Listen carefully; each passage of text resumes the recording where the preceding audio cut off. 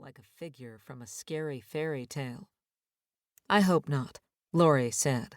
"We'll get her checked out right away." Rena nodded. Like virtually everyone around her, she was a drug user. Thankfully, today she seemed sober. When she was on a meth high, she whispered and walked in circles and was alone. There was a boyfriend in the picture who held title to the trailer and used the ownership as a weapon. Once, when Lori knocked, Rena emerged to announce, "We were fucking!" and her face and feet were cut, as if she'd been beaten. "What about the 2 other puppies?" Lori asked. "I'm worried about them. I can have the vet check them out." That appeal might work. Rena was a mess, but Lori thought she had a good heart. Over time, she'd learned there were 2 kinds of street dwellers with pets: those who valued them only for protection or bred them for money, and true animal lovers.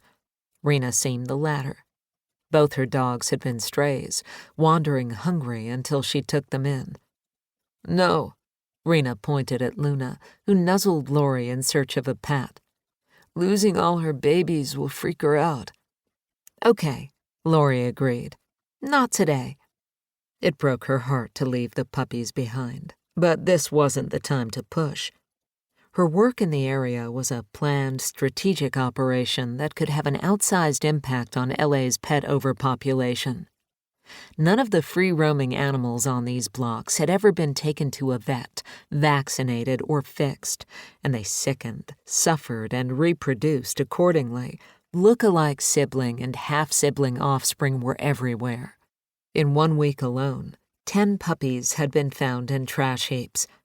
The residents had come to accept Lori's offers of pet food, medicine, and spay-neuter surgery because they'd learned to trust her.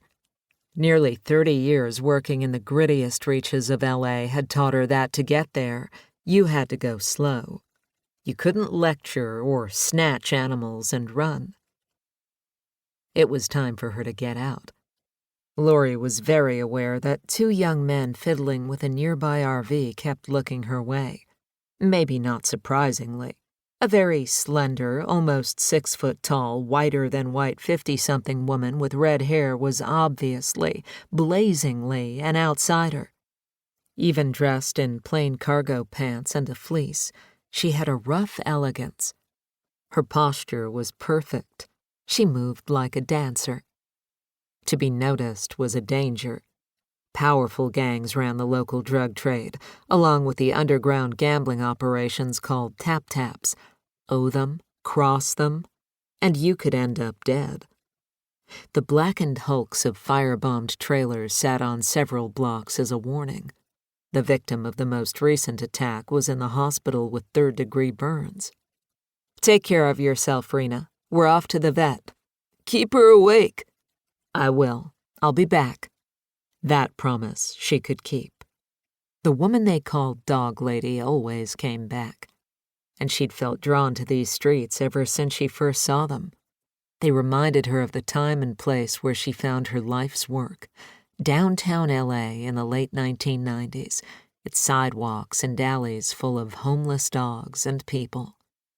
Another world of need that no one else seemed to see.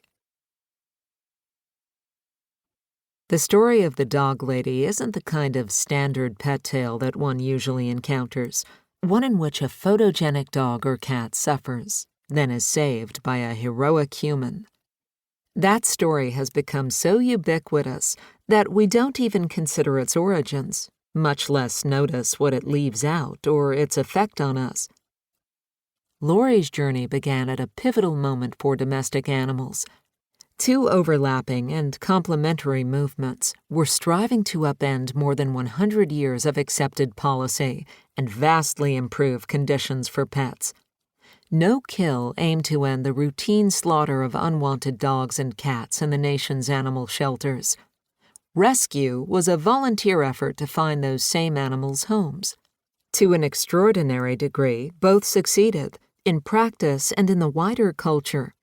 As the routine killing of homeless animals was redefined as a moral outrage, shelter policies changed. Adopting a shelter pet became a badge of honor. Although the killing never stopped.